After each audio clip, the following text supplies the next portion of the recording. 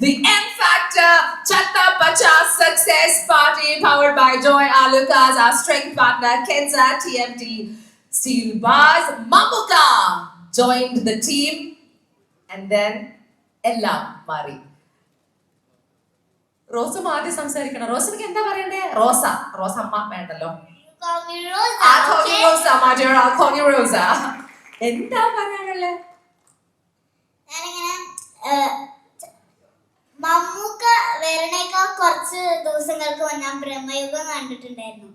അപ്പൊ എനിക്ക് ഭയങ്കര ഇഷ്ടപ്പെട്ടു മമ്മൂക്കയുടെ ആക്ടിങ്. മമ്മൂക്ക ശരിക്കും അങ്ങനെ ചെയ്യാണോന്ന് തന്നെ വെച്ചു. പക്ഷെ കുറച്ച് ഞാൻ പേടിച്ചു. പിന്നെ മമ്മൂക്ക വന്നപ്പോ ഞാൻ ആകെ എന്റെ കിളി പോയി. ഇതെന്താ അത്? അപ്പൊ മമ്മൂക്കയുടെ ആക്ടിങ് ഞാന് തിയേറ്ററിൽ എന്റെ കൂടെ കണ്ടപ്പോ എനിക്ക് ഭയങ്കര സന്തോഷമായി. ഇഷ്ടപ്പെട്ടോ? എന്താ ഏറ്റവും ഇഷ്ടപ്പെട്ടെ മമ്മൂക്കയുടെ ആക്ടിങ്ങില്? അവിടെ ആക്ടിങ്ങില് മമ്മൂക്ക വരുമ്പോ ഒരു ഫൈറ്റ് ഉണ്ടല്ലോ, ആ ഫൈറ്റ് ഇഷ്ടപ്പെട്ടു. അപ്പൊ നമുക്ക് മമ്മൂക്ക എടുത്ത് ചോദിക്കാം. മോൾക്ക് എന്താ മമ്മൂക്ക എടുത്ത് ചോദിക്കാനുള്ളത്? എന്തെങ്കിലും ചോദ്യം ആദ്യം തന്നെ മോള് റോസമ്മ തന്നെ അങ്ങ് ചോദിച്ചോ. മമ്മൂക്ക എന്റെ ആക്ടിങ് അങ്ങനെ ഉണ്ടായിരുന്നു?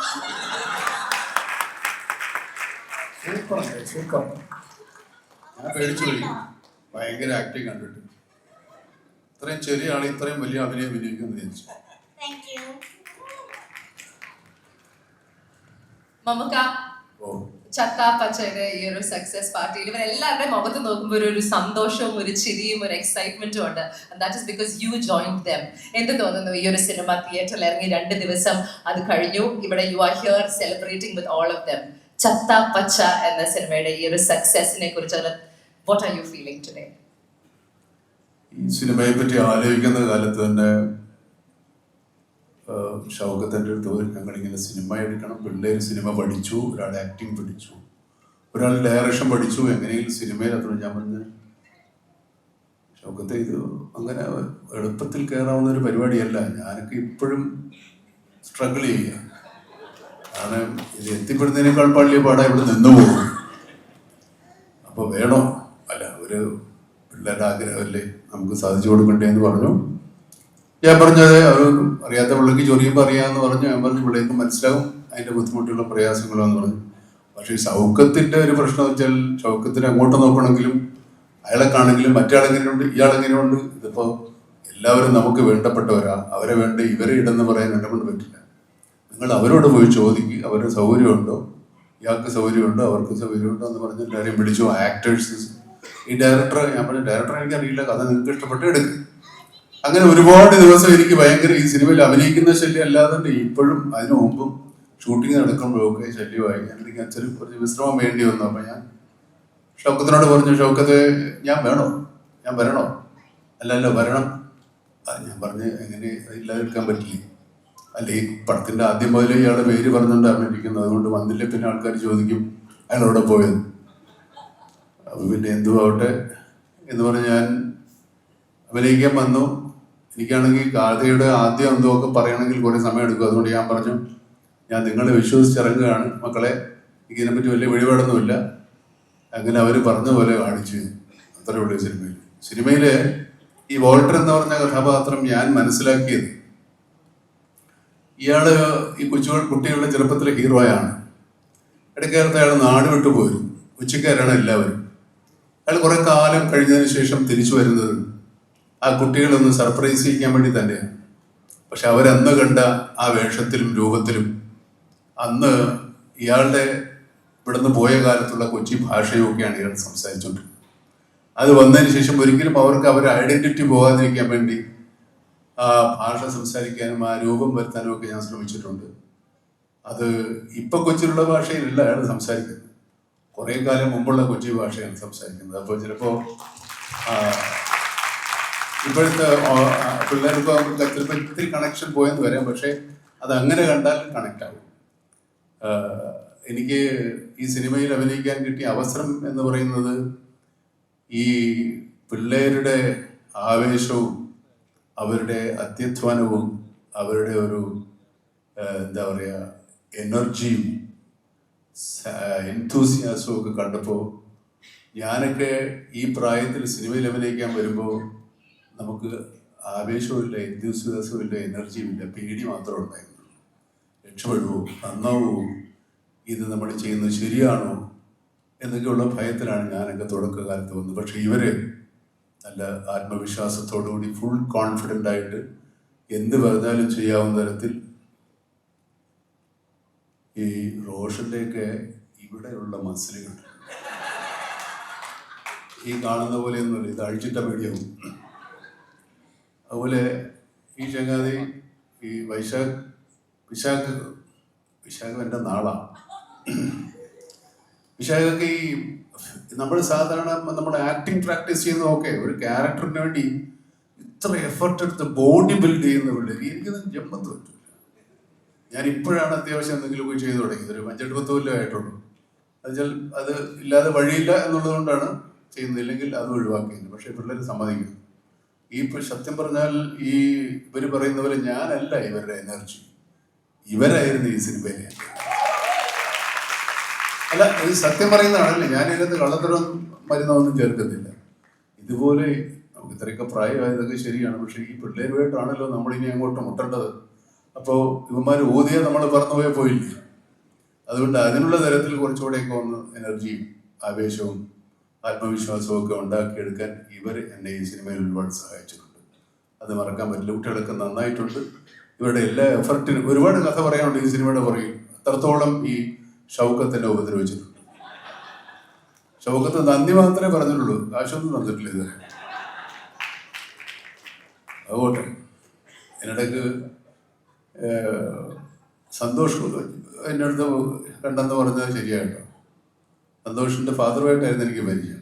പിന്നെ പുള്ളി ഇപ്പോഴത്തെ ശബ്ദം കേൾക്കാൻ പറഞ്ഞിട്ട് കുറച്ചാളായാലും വേറെ ആരോ അയ്യൊക്കെ വേണ്ടി സംസാരിച്ചുകൊണ്ടിരുന്നു. അന്ന് പക്ഷെ ഞാൻ പരിപാടി കാണുമായിരുന്നു. പിന്നെ ഇപ്പം സിനിമ ഇങ്ങനെ വിജയമാണെന്നൊക്കെയാണ് പറയുന്നത്. സത്യമല്ലേ? നമ്മളെ പടം എങ്ങനെയുണ്ട്? പൊളിയാണോ? സൂപ്പർ, പൊളിച്ചടുക്കി. അപ്പം അത്രേ ഉള്ളൂ. എല്ലാവർക്കും സന്തോഷം. ഇനിയും ഞാൻ ഈ അദ്വൈത് നമ്മൾ ഓരോ ഷോട്ട് കഴിയുമ്പോഴും ഇങ്ങനെ നോക്കുന്ന ഞാൻ കേട്ടുള്ളൂ. ശരിക്കുള്ള ആണോ അതോ വേറെ എന്തോ ആണോ എന്നല്ല.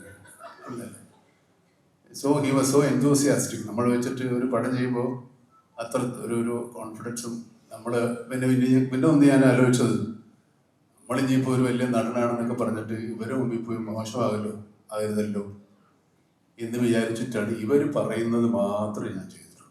കയ്യിൽ നിന്നൊന്നും കൊണ്ടുപോയില്ല. അതിന് മാത്രമൊന്നും കിട്ടുന്നുമില്ല സിനിമയെന്ന്, അത് വേറെ കാര്യം.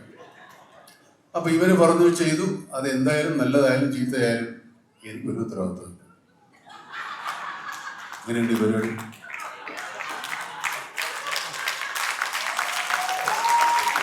താങ്ക് യു ഫോർ മമ്മുക്ക, നമുക്ക് ഒരു ചോദ്യം ചോദിച്ചോട്ടെ. ഈ റെസ്ലിംഗ് ആയിട്ട് വല്ല ബന്ധമുണ്ടോ? റെസ്ലിംഗ് റെസ്ലിംഗുമായിട്ടുള്ള ബന്ധവും അല്ല, അത് കാണാറുണ്ടായിരുന്നോ? അങ്ങനെ ബന്ധമാണെങ്കിൽ എൻ്റെ മൂത്ത മോനാണ്. അല്ല, ഈ വോൾട്ടർ എന്ന ക്യാരക്ടർ ചെയ്യാൻ യെസ് പറഞ്ഞ കാരണം എന്താ? ഞാൻ റെസ്ലിംഗ് ഒന്നും ചെയ്യുന്നില്ലല്ലോ. ഇവിടെ വെറുതെ ഇങ്ങനെ പറഞ്ഞു വരുത്തുന്നല്ലേ ഉള്ളൂ പല കാര്യം. അടിക്കടാ, അതേ ഉള്ളൂ. അത് ഇയാളെ പഴയ അന്നത്തെ കാലത്ത് ഒരു ദാരിദ്ര്യ കാലത്തുള്ളൊരു ഫീലിംഗേ ഉള്ളൂ. ഇപ്പോൾ ഒരു വലിയ റെസ്ലിംഗ് ഇതൊക്കെ കിട്ടി വരും പരിപാടിയല്ലേ. അത്രേ ഉള്ളൂ. പറയാം ചോദ്യങ്ങൾ ഇങ്ങനെ എഴുതി വെച്ചിട്ടുണ്ട്. 2023 തുടക്കത്തിൽ ഓസ്ലർ, 2024 രേഖാചിത്രം, 2026 ചത്ത പച്ച. ഈ മമ്മൂക്കെ വെച്ച് ആ വർഷം തുടങ്ങിയ ആ ചിത്രം സൂപ്പർ ഡൂപ്പർ ഹിറ്റ് ആണ് എന്ന് പറഞ്ഞത് ഇപ്പൊ ഒരു വിശ്വാസമായി മാറിയെന്ന് തോന്നുന്നോ? അത് മമ്മൂക്ക മനഃപൂർവ്വം പ്ലാൻ ചെയ്യുന്നതാണോ? നമുക്കൊരു ക്യാമിയോ ചെയ്തേക്കാം, നമ്മളില്ലെങ്കിലും നമ്മുടെ പേര് മതി അത് ഹിറ്റ് ആവാൻ. അതിപ്പോ ഇങ്ങനെ പറഞ്ഞു വരുന്നത് നല്ലതാണ്.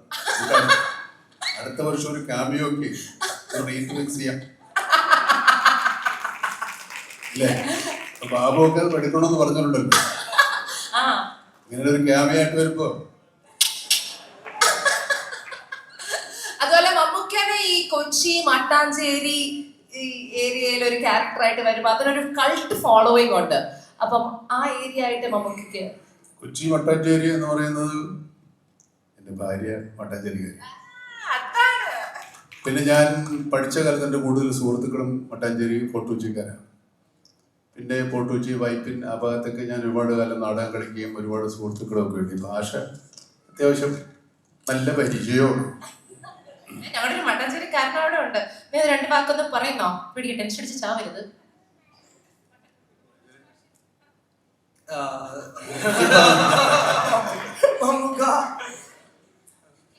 മമ്മൂക്ക പൊളിയാണ്. ലവ് യു എന്നൊക്കെ. Love you to.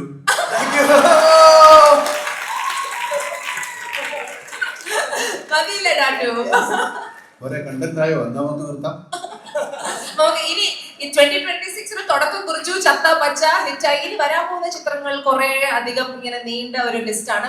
അതിൽ പേട്രിയറ്റ് ഞങ്ങൾ വളരെ ആകാംക്ഷയോടെ കാത്തിരിക്കുകയാണ്. അതിൽ ഇഷാനും എവിടെ? ഇഷാനോടെ എന്റെ പുറകെ എവിടെയോ ഭയങ്കര ബിസി ആക്ടറല്ലേ, കുറെ പടത്തിലായിപ്പോ.